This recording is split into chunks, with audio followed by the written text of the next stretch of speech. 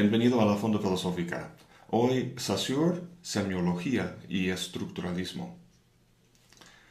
Ahora estoy escribiendo un libro de introducción al sistema filosófico de este hombre, Charles Sanders Peirce, y acabo de terminar el capítulo sobre semiótica, entonces pensaba que sería bueno aprovechar el viaje y hacer unos videos sobre este tema, que parece interesar a mucha gente.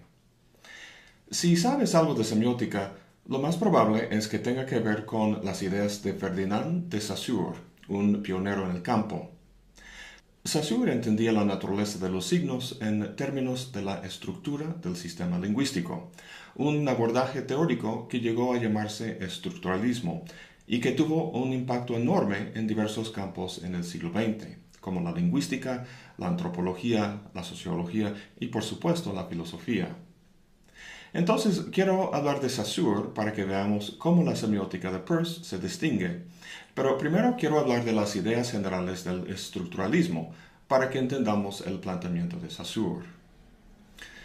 ¿Has jugado alguna vez con Legos? A los niños les encantan porque se puede crear infinidad de cosas. Pero al estructuralista no le importan esas cosas, sino las piezas mismas y las formas en que pueden conectarse. En palabras más formales, las piezas son las unidades del sistema y las formas de conectarse son las reglas de su combinación. Aquí tenemos dos unidades y sabemos cómo se unen. Los pedacitos en la parte superior entran en los hoyos abajo. Las unidades y reglas de los Legos son muy básicas y, por tanto, la estructura es sencilla. Si le pides a un estructuralista su opinión sobre lo que construiste, prepárate para ser decepcionado, pues no le interesa el objeto que hiciste, sino las unidades que usaste y las reglas que hacen que el sistema funcione. En eso, a grandes rasgos, consiste un análisis estructuralista. Pasemos al lenguaje. Aquí las unidades son palabras, técnicamente son fonemas, que son los sonidos de los que se forman las palabras. ¿Y cómo se combinan? Pues cada lenguaje tiene su gramática, que son las reglas de combinación de palabras. Tomemos el ejemplo del español, el ruso y el chino. Los tres parecen muy diferentes, pues las unidades, las palabras, son distintas dado que usan diferentes sistemas gráficos, y las gramáticas también se difieren. No obstante, la estructura básica es la misma para todo lenguaje. Las palabras se combinan dentro de un sistema gramatical para producir un significado. Obviamente, el lenguaje no es el único sistema cuyas partes se combinan de acuerdo con reglas. El fenómeno humano, en casi todos sus aspectos, es susceptible a semejante análisis. Jacques Lacan estudió el inconsciente en estos términos. Louis Althusser introdujo el estructuralismo en el marxismo.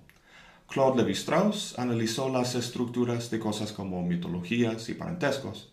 Y Foucault estudió épocas enteras usando el concepto estructuralista de episteme. ¿Te das cuenta que el mayor impacto del estructuralismo fue en Francia? Como vimos en el video sobre las palabras y las cosas, una época dada tiene diversos campos de estudio, aparentemente dispares. Pero a pesar de la disimilitud, comparten en común una estructura, es decir, un principio para la organización de los elementos o unidades de cada campo. Fíjate en un caso muy concreto. Hoy en la mañana, llegando al instituto, una señora me acercó en la calle, queriendo darme unos panfletos sobre su iglesia. Le dije que hace unos días un mormón intentó hacer lo mismo conmigo, convertirme a su iglesia. Y le dije que no veía ninguna razón para volverme feligrés de ninguna de las dos. Ella se puso a contarme las diferencias, pero lo único que pensaba fue que todas son iguales, todas tienen la misma estructura. ¿Cuáles son los elementos o unidades del sistema religioso? A grandes rasgos, un ser supremo, criaturas finitas y una institución social. ¿Cuáles son las reglas? El ser supremo salva, los humanos pecan y la iglesia revela, actúa como mediador entre la criatura y su creador. No tuve la paciencia de explicarle todo esto a la señora, entonces me despedí y pasé a mi oficina para hacer este video. Una de las consecuencias de este tipo de análisis es que nuestro mundo social se rige por estructuras que no controlamos. Todo lo que hacemos está determinado por un sistema determinista. Por los sucesos de 1968, las manifestaciones contra la guerra y la discriminación y el revuelo político en general, el estructuralismo fue poco a poco abandonado a favor de lo que se llama el postestructuralismo. Pero eso es tema de otro video. Pasemos entonces con Saussure para ver su planteamiento estructuralista de los signos. Saussure fue un lingüista sueco, especialista en el sánscrito y los lenguajes indoeuropeos, cuyo libro Curso de Lingüística General, elaborado a partir de los apuntes de sus alumnos, será la fuente de nuestro análisis. Las ideas que expone aquí son tan radicalmente nuevas que para apreciarlas hay que entender aquellas que suplantaron. Antes de Saussure hubo básicamente dos maneras de entender el lenguaje. Por un lado, la así llamada gramática Port-Royal, planteada en el siglo XVII, se centra en la lógica que usamos para pensar y razonar. Siendo el lenguaje no más que un reflejo del pensamiento, y dado que todos razonamos con la misma lógica, las diversas gramáticas de los lenguajes del mundo son sólo variantes superficiales de una gramática más profunda. Determinar los principios básicos de esta gramática y por tanto el suelo común entre todos los idiomas era la tarea de esta teoría. A diferencia de esta postura racionalista, la lingüística del siglo XIX se centraba en el aspecto histórico de los lenguajes. Para entender la naturaleza del castellano, por ejemplo, hay que entender su historia. Lo que estas teorías comparten es una concepción del lenguaje como nomenclatura, como un proceso que pone nombres a cosas. En vez de fijarse en la relación histórica entre las palabras de un lenguaje y los objetos que denotan, Saussure decidió centrarse únicamente en el lenguaje, en la configuración o organización actual de un lenguaje dado. Rechazó la costumbre de fijarse en una palabra como pato, por ejemplo, y rastrear su uso histórico en el mundo, ya que supone que el signo es autosuficiente, que lo que la hace capaz de significar es algún valor intrínseco que tenga, o su relación con el objeto o la intención del emisor. Para Saussure, el poder que tiene la palabra pato se deriva únicamente del hecho de formar parte del sistema lingüístico, de la relación diferencial que guarda con los demás elementos del mismo. En nuestro video sobre Derrida tocamos este tema y la afirmación de Saussure de que en el lenguaje no hay más que diferencias. Una diferencia supone, en general, términos positivos entre los cuales la diferencia se establece, pero en el lenguaje solo hay diferencias sin términos positivos.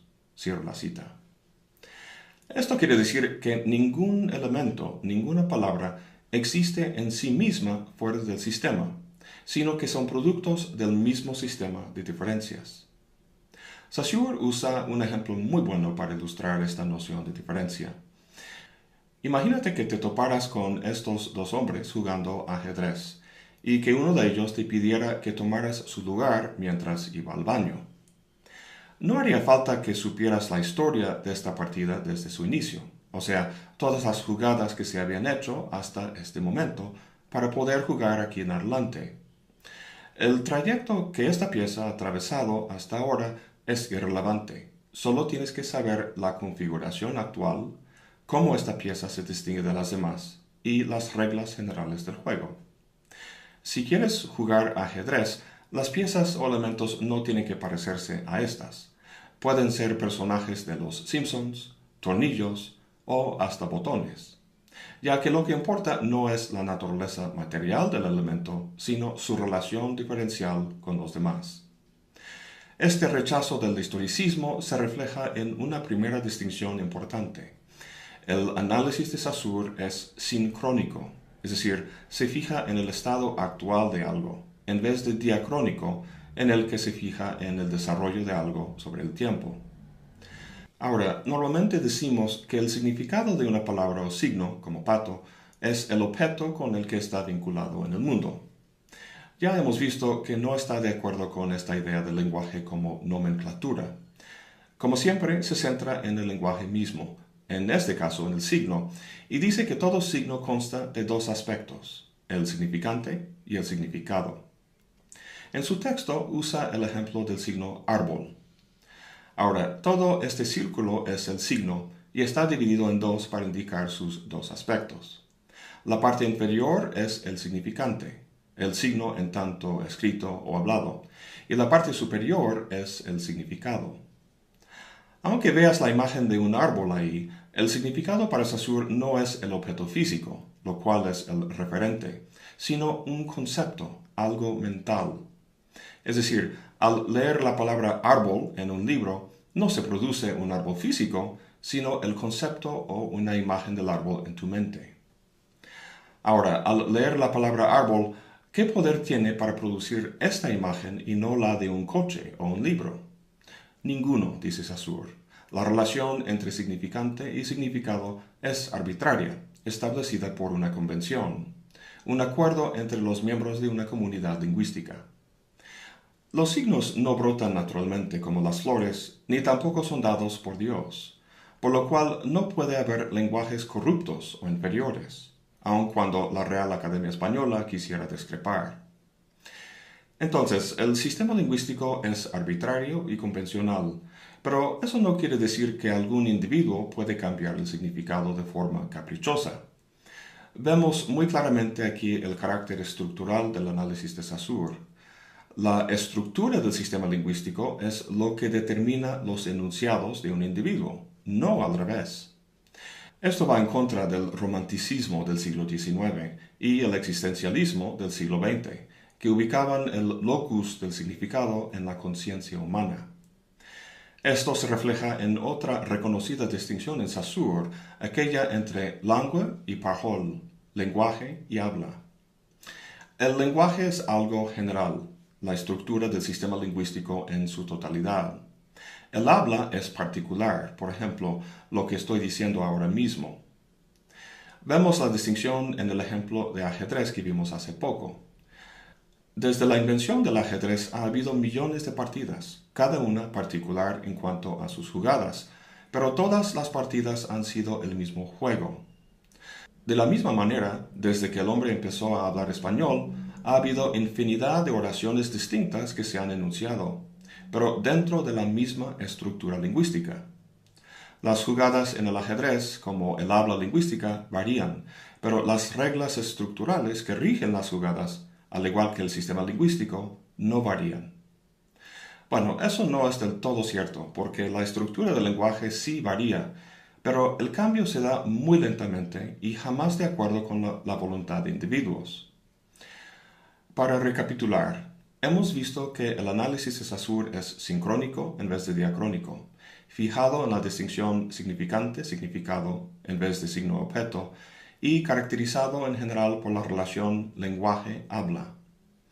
Llamó su teoría semiología, a diferencia de la tradición norteamericana iniciada por Peirce, que se llama semiótica. Veremos la diferencia en el siguiente video. Antes de terminar, quisiera citar a Heidegger, que, aunque no es conocido como estructuralista, dijo algo que refleja muy bien esta última distinción que vimos entre el lenguaje y el habla.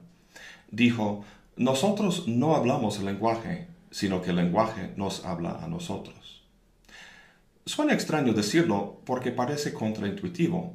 Sin embargo, expresa muy bien la posición estructuralista en el sentido de que nada en la esfera sociocultural, incluyendo a los propios individuos, existe como algo positivo y suficiente en sí mismo, sino que cobra sentido solo en su relación con los demás elementos de la estructura.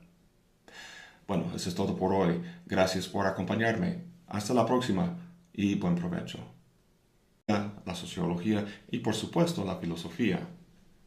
Entonces, quiero hablar de Saussure para que veamos cómo la semiótica de Peirce se distingue. Pero primero quiero hablar de las ideas generales del estructuralismo para que entendamos el planteamiento de Saussure. ¿Has jugado alguna vez con Legos? A los niños les encantan porque se puede crear infinidad de cosas. Pero al estructuralista no le importan estas cosas, sino las piezas mismas y hacer unos videos sobre este tema, que parece interesar a mucha gente. Si sabes algo de semiótica, lo más probable es que tenga que ver con las ideas de Ferdinand de Saussure, un pionero en el campo. Saussure entendía la naturaleza de los signos en términos de la estructura del sistema lingüístico, un abordaje teórico que llegó a llamarse estructuralismo y que tuvo un impacto enorme en diversos campos en el siglo XX, como la lingüística, la antropología, las formas en que pueden conectarse. En palabras más formales, las piezas son las unidades del sistema y las formas de conectarse son las reglas de su combinación. Aquí tenemos dos unidades y sabemos cómo se unen. Los pedacitos en la parte superior entran en los hoyos abajo. Las unidades y reglas de los legos son muy básicas y por tanto la estructura es sencilla. Si le pides a un estructuralista su opinión sobre lo que construiste, prepárate para ser decepcionado, pues no le interesa el objeto que hiciste, sino las unidades que usaste y las reglas que hacen que el sistema funcione. En eso, a grandes rasgos, consiste un análisis estructuralista. Pasemos al lenguaje.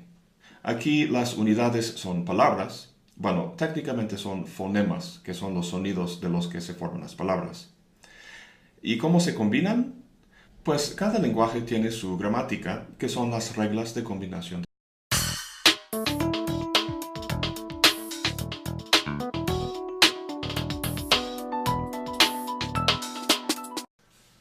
Hola, bienvenido a la Fonda Filosófica. Hoy, Saussure, semiología y estructuralismo. Ahora estoy escribiendo un libro de introducción al sistema filosófico de este hombre, Charles Sanders Peirce, y acabo de terminar el capítulo sobre semiótica. Entonces pensaba que sería bueno aprovechar el viaje